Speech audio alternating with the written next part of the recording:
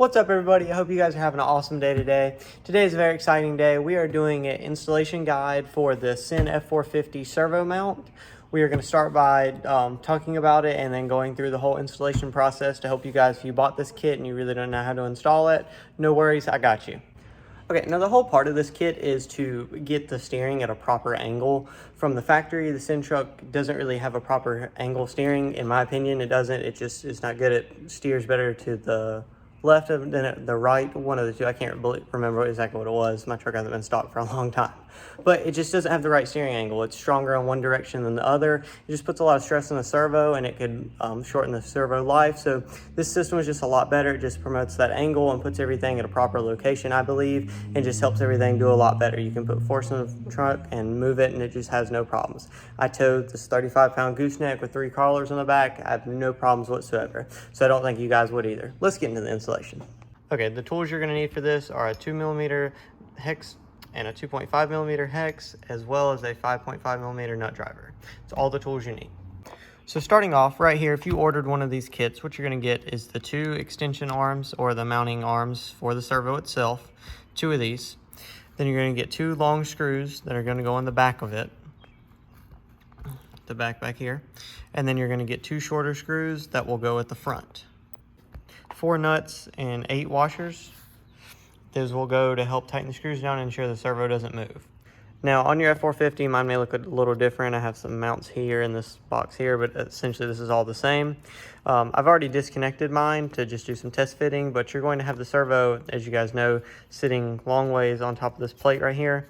So what you're going to do is take that down and get it and just have it in this position right here. Okay, so one of the first things you're going to want to do is take this sway bar link, or whatever you want to call it, loose right here. It's going to be a 2mm socket or size, and you're going to go and take that off. And that way it gives you access to putting the screws in the servo mount. Now for servo orientation, I have my horn to the left of the vehicle, or the right if you're looking at it head on like I am. The servo horn is going to need to be on that side due to the length of this arm and just to have it operate correctly. So make sure you put the servo in just like this, with the arm facing toward the driver's side of the truck. Then what you're going to begin doing is locating the holes in this piece right here. You should have 2 of them. I have 3 because I was making 1. You're going to use the second hole, the hole closest to the front of the truck, to mount this in. And on this side, it's going to be the same thing. You have 4 over here, but you're going to use this hole right here on the outside, closest to the front of the truck. Okay, so one of the first steps we're going to want to do is begin by taking our longest 2.5mm screw, applying a washer to it, and bringing it up through this screw closest to you.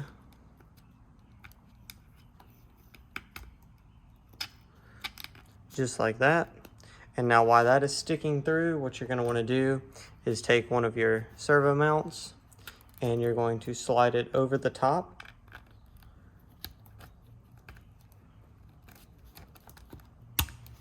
Just like that. Then you're going to want to take another washer and slide over the top. Just like that. Then proceed by placing one of your nuts over the top of it.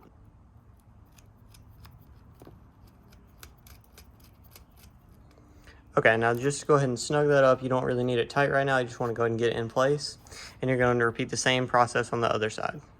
Okay, now that you have both these mounted, what you're going to do is you're going to take your other supplied long screw, and you're going to put a washer on it. And you're going to put it through the bottom of the servo and then through the top of this mount. Now, something else to note, my servo has already been attached down here just because I've been taking this off, prototyping, and making sure everything was good before I promoted it to you guys. But you can put your servo on that arm before or after. It's just really completely up to you. I haven't noticed one being better than the other. Mine's already on it, and I didn't really take it off because I have the locking servo horn, so I just left it on. So it may be trickier if you do that to kind of align it, because it doesn't want to move because you have the tension of the servo on this arm. Just something to note. But we're going to take this, run it up through the bottom.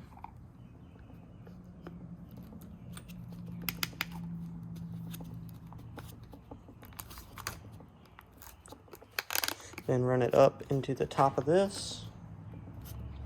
And the tolerance is kind of tight, so you may have to take and screw it in a little bit, like I'm gonna have to do. And then it should just come straight through the top.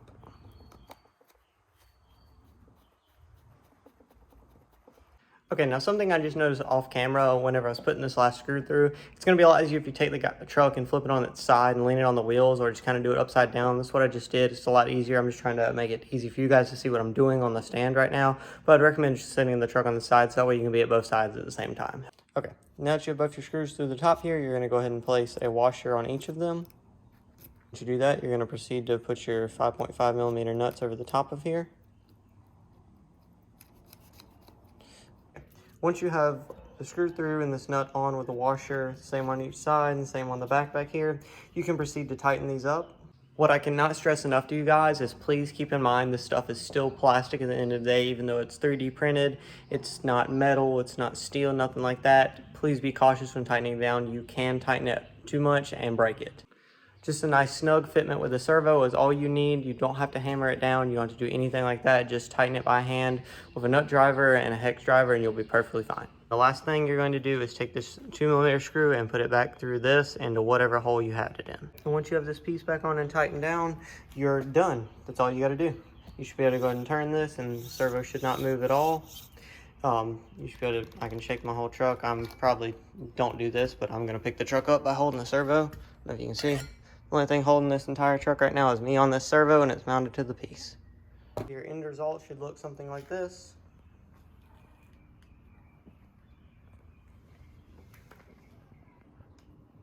A lot better steering angle and just able to properly steer now. Guys, really hope you like this. It was just a short little clip. I just wanted to make sure everybody knew how to install this. If you didn't, it could be a little tricky. You could get some parts confused and backwards if you didn't really know how to do it. So it's just a quick little clip to know how to do it. I really appreciate you guys watching this. If you liked it, please leave a like. If you didn't, a dislike. And remember to subscribe for all this stuff. And please get one if you want one. I'll leave the link in the description, QCRCHobbies.com.